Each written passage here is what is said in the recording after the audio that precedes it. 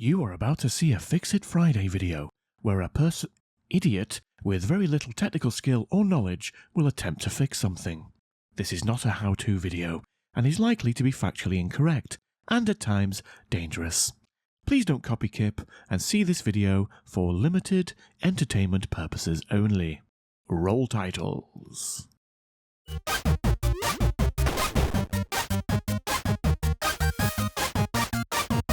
Welcome to the channel if it's your first time here, and welcome back if it's not.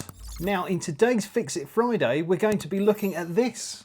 And this is my Grandstand FireFox F7 that I bought faulty from eBay. And you might remember the video because it was a bit of a nightmare. This thing is like destroying the diodes. This is the diode destroyer. I've never seen anything quite like it. We made the music that no more heat. More white smoke, no. Now the problem is with this, it arrived faulty, and once I got inside it, I found out that a lot of the Zener diodes inside it were destroyed. They just started like crumbling to bits, which was mad. I used a bit of information online and tried to work out what the Zener diodes were and replace them, but it just never worked. The information online isn't correct, and no one really knows what the Zener diodes are and what their rating is. And obviously that's really important. Now if you look at a resistor, for example, it has the color coding on there to tell you what resistance it is. So that's great. But Zener diodes are a lot harder to identify. Now some of the positions on the board actually say what the type of Zener diodes are. So that's helpful, but other parts don't. And that's not helpful, especially when the ones you've got are just crumbling to pieces. I failed on that repair attempt, and it made me very sad because I spent a lot of time working on it. But I've come armed with a friend today, and that friend is this. And this is a working Firefox that I got from eBay that I paid probably a bit over the odds for. So my theory is I can use this working one to fix this broken one. Now I'm not going to rob the Zener diodes off this one and put them in here. I mean, that would be great and very simple. I'm going to use a special tool that I've got to identify the exact components, or in this case the Zener diodes, that are used in this one, and it will mean that I know exactly which ones I should be using in my original broken ones. And also I can tell you, the internet, which ones they are, so if you ever have a Firefox that has faulty Zener diodes, you too will be able to identify them. Not the band, just you. You, yeah. So yeah, look, this one works.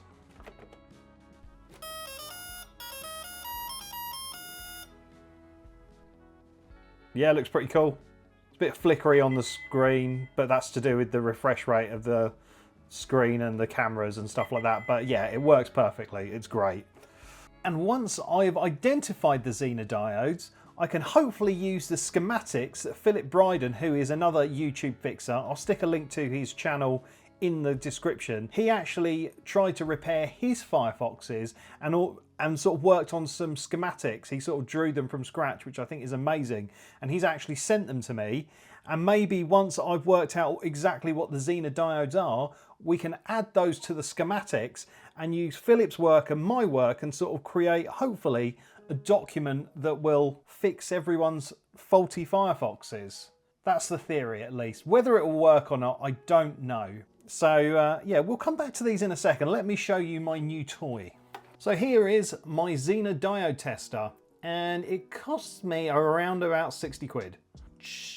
Probably is a bit too much money considering the amount of testing of Zener diodes I'm going to do going forwards, but it's nice to know this gadget exists, and also it's pretty cool that I've got one now.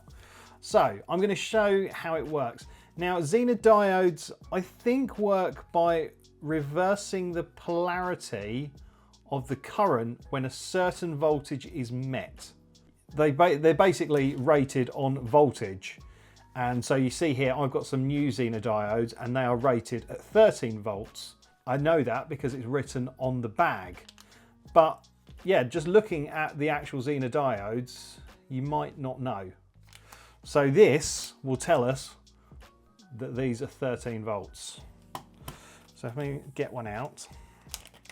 Now the problem with this tester is essentially what it does is it ramps voltage, I think up to 50 volts through the Zener diode.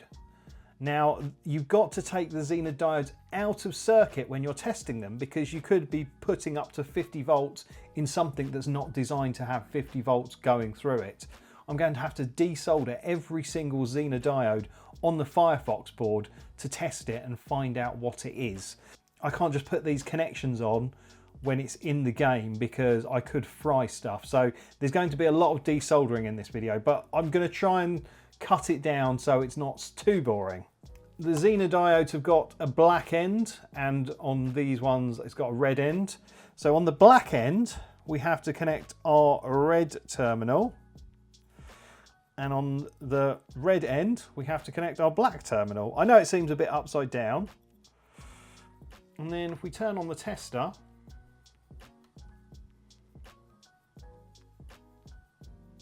there you go, 13 volt Zener diodes. So there you go, literally in seconds it's identified that those are 13 volt Zener diodes. And just to prove it's not a trick, I've got a 47 volt Zener diode. So again, red terminal onto the black end, black terminal onto the red end, and then, oh, it's already done it. It's already tested it. There you go, 46 volts, 2 milliamps, resistance 40 ohms. It's amazing, isn't it? It's so cool. So all I've got to do now is open up that working FireFox, desolder each Zener diode at the different locations and measure them, and then that should give us the information we need to repair the old one. I mean, this one is in actually a lot better condition than my original one. So, I mean, maybe once I've fixed my original one, I might stick that one on eBay and keep the slightly better looking one. Although I think someone has definitely been into it before, because the cover on the joystick has been lifted to reveal the screw, and you need to take this off to get the boards out. So maybe this has had a repair job on it before.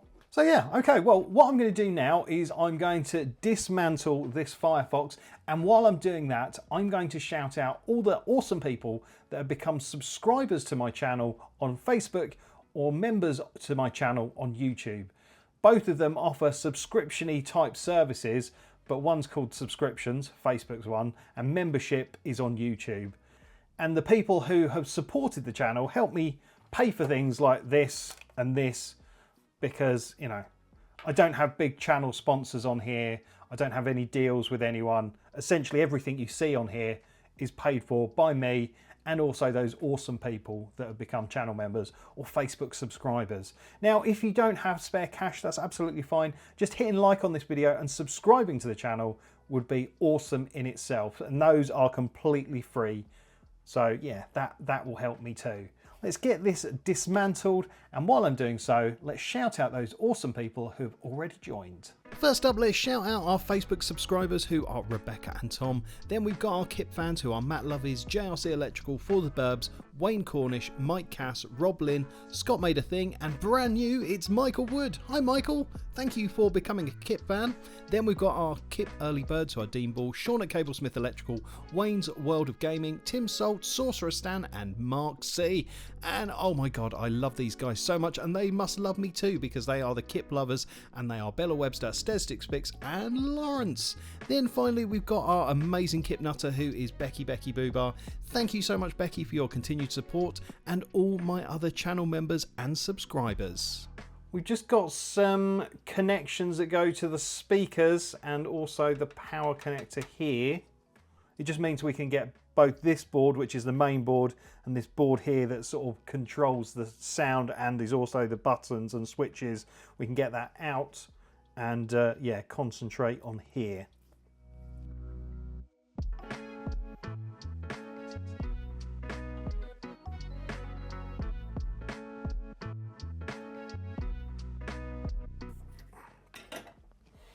Right, so that's those connectors on the top of the board done, and as I say, I think there's one or two underneath.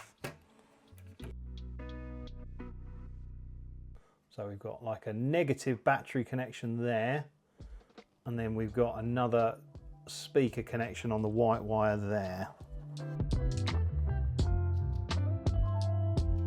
Lovely stuff. So we've got our board. It's actually looking a lot healthier than my board. Mine did look like it had been under the sea. So let's try and see if we can spot where the Zener diodes are. So there's one at S12. Then we've got one at S06, S09, yeah, S05, and S10. Oh yeah, and S11. I've got to get all these bad boys out and see what it says they are. But it's interesting, like some of them have got red tips, and that's even got a green tip on S09, but the others are a bit more like my ones that I've got. They've got a black tip on them. Okay, well, get the desolder station on and warming up. So I think the first one I'm going to do is I'm going to do S12, because that one's sort of just out on its own. Edit Kip here. Now I have just twigged that I've missed out two Zener diodes that are behind the display there at S07 and S08. Now it doesn't really matter based on how the rest of the video turns out, but yeah, forgot about those. But as I say, it doesn't really matter because it doesn't go to plan. Keep watching. So yeah, we'll get that desoldered and then put onto the tester. One Zener diode. Now you can actually make a Zener diode tester by using a bench power supply, I think a 1K resistor, and also a multimeter, and you can crank up the voltage. I've seen instruction guides online for doing it. This is a lot cleaner and quicker to show you on video rather than me having to crank up the voltage of a bench power supply and, you know, mess around holding things. This felt a lot better for video, but if you didn't want to spend the money on a Zener diode tester, then you can do it yourself. Right, okay, so we've got the red on the black end and the black on the not black end. Let's see what it says.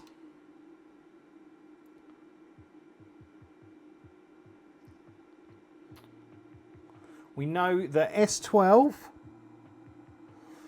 is 8.74 volts. It's got a resistance of 5 ohms and it's at 2 milliamps. And interestingly, this is what I was saying. This one actually says on the board 9.1. So I guess that's sort of within tolerance. It says on the board it's 9.1. This one is 8.74. So yeah, that's roughly about right. So now, so I don't confuse things, I'm going to put this back on the board how it came off. I can then start doing the same for all the other Zener diodes. So I think I'm going to do that. I don't think I'm going to show every single one on camera, but I think I'll whiz through it, and if anything interesting happens, I'll tell you about it. So I've looked at S12, S11 and S10, and they all seem to be Zener diodes and have the rating of them written underneath on the screen print. Now these guys here, S5, S6 and S9, as I noted before, they look a bit different. The markings on the board seem to be different as well. So I don't know if they are Zener diodes, but before I put them on the tester, I'm going to put them on this tester to see what it says about them, because I don't want to think that they're Zener diodes and they're actually something different. So this is the one from S05. Let's turn on the multifunction tester, see what it says. Okay, so it is a diode of some description. Well, we'll put it on the Zener diode tester and see what happens. So I'll put the red to, well, this red end, and then I'll put the black to the not red end. Okay, so let's turn that on, see what it says.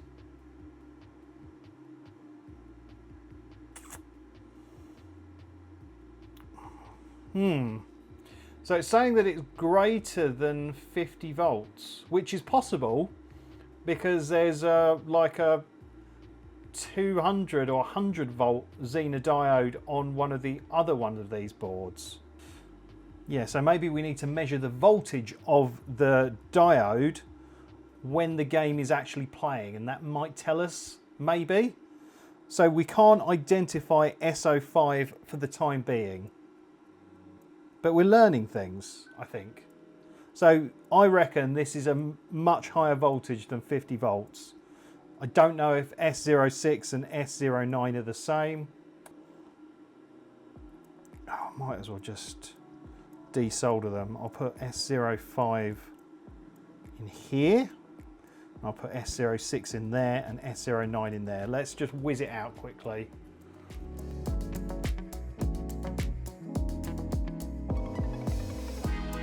So here we've got S06. So red to red. Do you reckon this is going to be another over 50 volts? Maybe. Yeah. So in theory, they could be the same diode.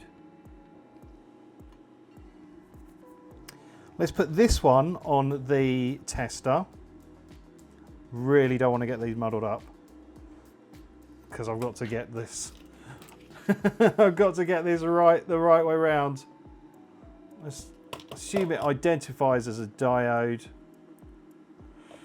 Right, I can't remember what it said originally. So it said that.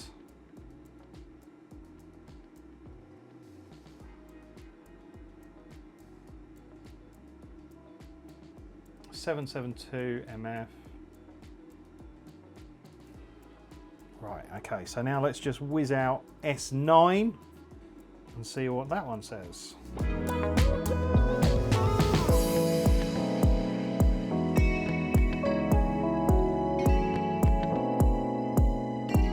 Right, so I assume this green end is normally the black end.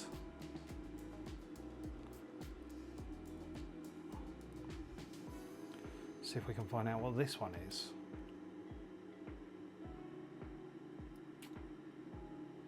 Again, over 50 volts. That's annoying. What I'm going to do is I'm going to put these three guys back on that I've just taken off in quick succession. And then maybe we can get some power to the board and we can identify voltages. See, look, the board markings are different, aren't they? S9 has got like a thick white line, then a sort of board coloured dash, and then a thin white line. And then S6 and S5, they've got a board coloured thin dash, and then, so maybe they're different types of diodes rather than Zener diodes. The other Zener diodes that look like normal Zener diodes have actually got their ratings written on the board, but it might be that there just isn't enough room to screen print like a higher, you know, it might be too small a space to write like 120 volts, for example. So yeah, I don't know. I feel we're learning things a bit. Anyway, right, I'm going to shut up now and I'm going to get this soldered back on and we can get the game running on the bench, and yeah, we can go from there. So yeah, back in a second. Okay, well, before I do anything, I'm just going to make sure that it's actually still working. So I've attached a negative fly lead onto the back of the board where the negative battery terminal normally connects to. And on here, I've connected a wire directly onto where it's expecting the 6 volts. It comes in here normally and then goes through the switch. You switch on the voltage and it goes up to here, which is the 4th one in from the right. But obviously I don't want to have to mess around with the switch or bridge the switch. So I've just gone directly to it. So if I get to my negative, the bench power supply, and then get my positive, hopefully it should fire up. It won't have any sound because the speakers aren't connected. So that's good. So I haven't damaged anything yet.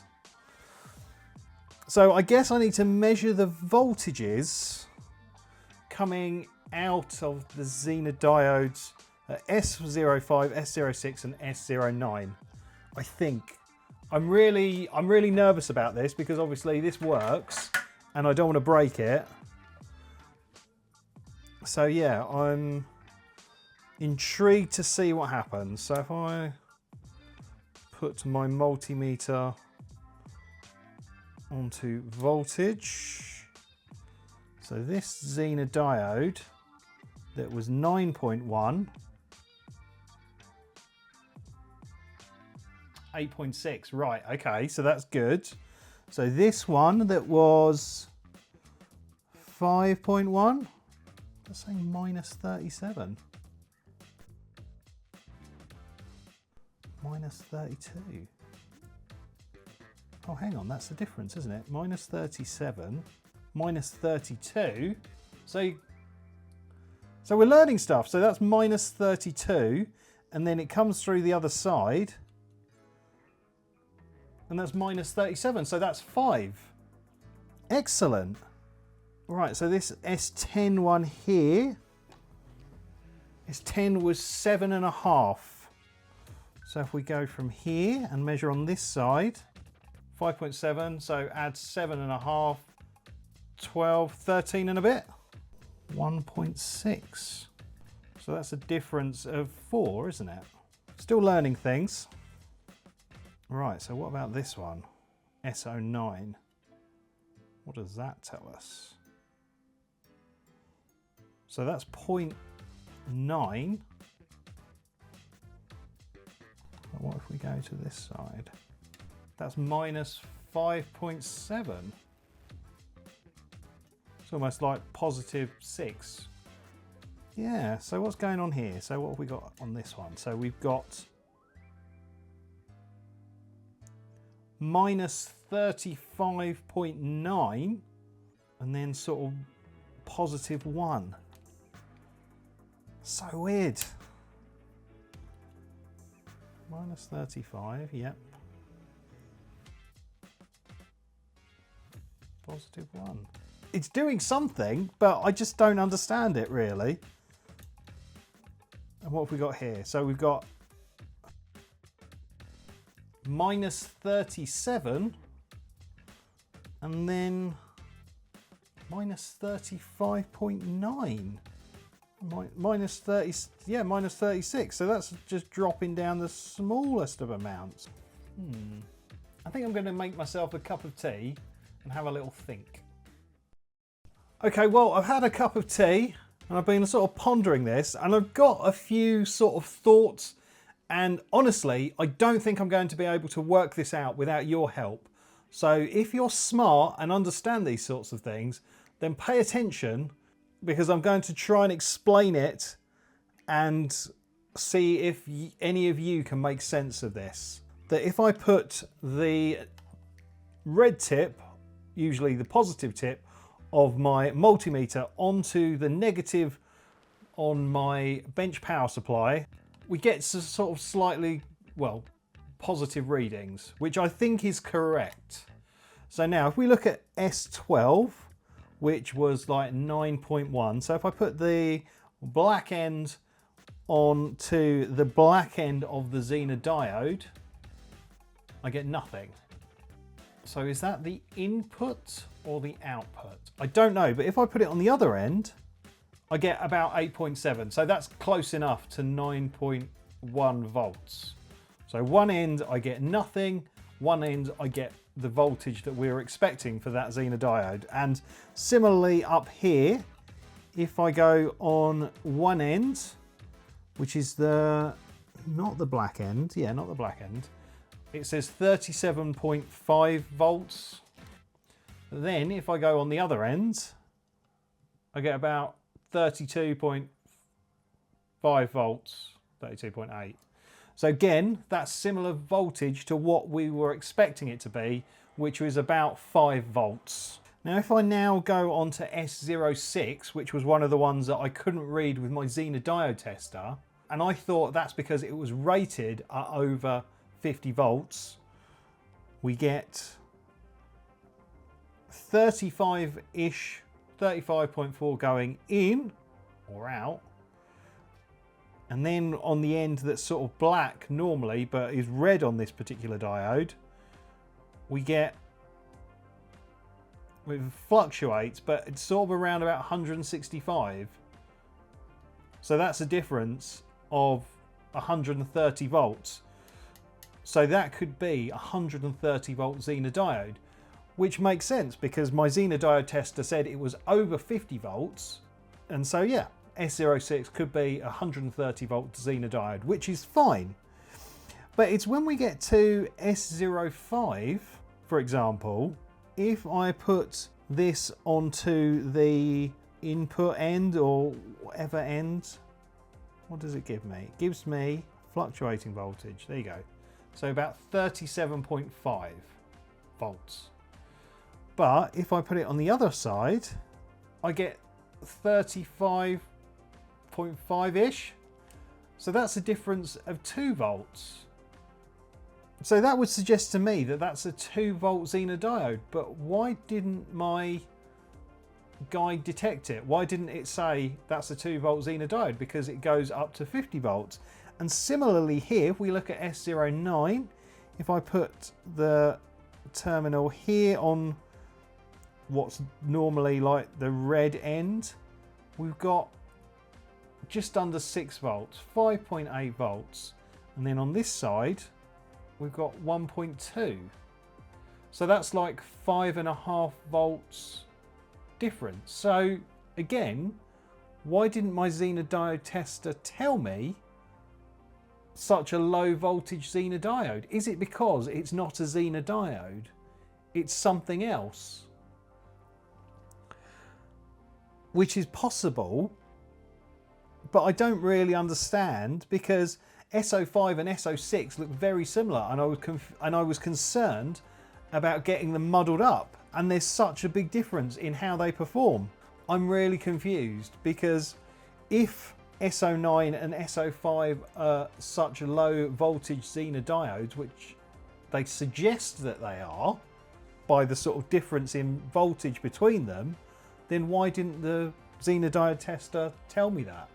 Or is there something wildly different about these which explains why they're labelled differently and why they're acting differently? I think that's probably right, but I don't know what that is. I don't know the reason for it. I don't know if these are a different type of diode or something else. But I suppose, let's have a think about this. Let's be logical. So on the sort of black end of this Zener diode here, we've got the nothing. And on this one, we've got a higher voltage. We've got the 8.6 that we kind of expected. So sort of 9 volts. So on this one, where we've normally got the black, we've got the higher voltage. We've got the higher voltage on that one, and then we've got the lower voltage on there. So it's sort of swapped round. But I don't think you can get negative voltage Zener diodes. Or maybe that's why they're different. Maybe that's why it's red instead of black. I'm sort of so nearly there, but I don't quite know the answer. And this one's got a green end. It's so infuriating. But that is what I've found. And I think it's quite interesting. I don't know why it's interesting. No, I do know why it's interesting because we're learning things. But I can't explain why. Right, so I think I'm going to have to leave the video there and ask you guys, you very smart, intelligent people out there, what the heck is going on? Because I feel like we're really close to identifying the components at S6, S5 and S9, but not quite there, because it feels like S06 is like 130 volt Zener diode, but why is S05 that looks similar such a low voltage diode? Is it not a Zener diode? What is going on? Why is S09 got green, yellow and red on it? What's that all about? The good thing is I've got a working board that I can actually test, but I guess I don't really know what I'm testing for. We've learned some things, but I don't know if there are other things that we could learn. There obviously are. Now what I'm going to do is, Philip did make some schematics like I mentioned earlier in the video, and I'll put a link to them in the description so you can download them. Now I think someone told me that there were a few mistakes on those schematics, but I guess some schematics are better than no schematics, maybe. But yeah, that might help identify exactly what these three mysterious components are, because I could very well take them out of this board and put them into my other board, but then this would stop this working and it seems pointless. And I really want to achieve my goal of trying to understand exactly what these guys are, but I'm not quite there yet and I need your help.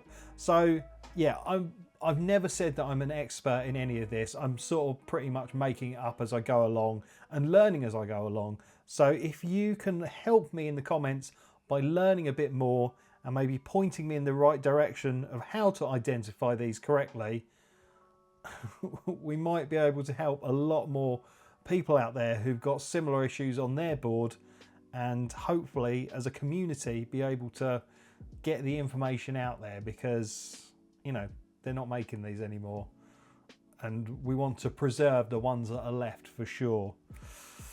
So yeah, not a success, but definitely not a failure. I think we've definitely learned something and I find that very positive, and I'm actually really excited.